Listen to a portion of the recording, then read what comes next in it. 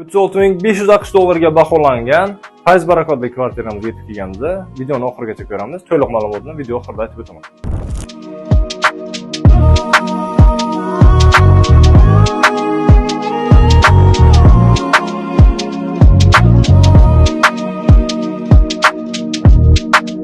Know me when I'm a slave, not when I'm king.